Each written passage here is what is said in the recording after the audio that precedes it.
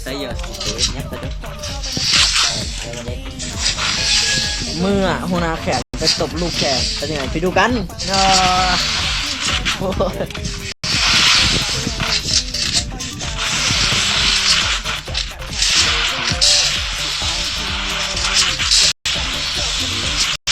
น้องจับน้องชงให้กี่เลย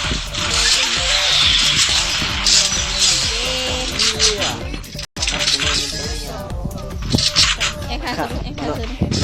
เราไม่ถึงถามว่า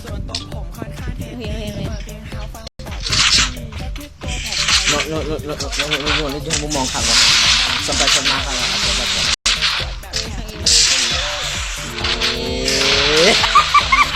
เรามีหน้ามีจ่ายไหมนึงไงเนาะมีหน้ามีจ่ายเลยดังเลยน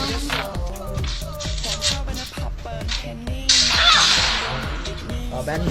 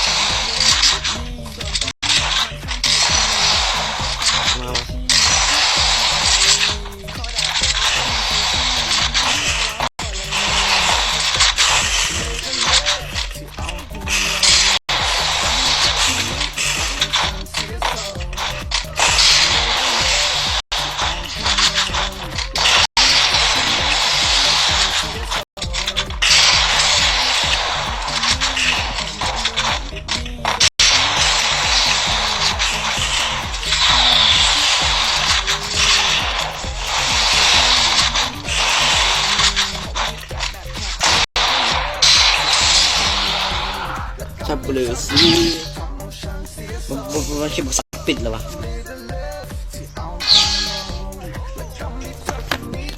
ซะมันคลิปต้องปิดแล้วมันคลิปต้องปิดแล้ววะมันปิดอีกเท่ามามันคลิปต้องปิดว่ะมันจะปิดบนปิดจริงได้มา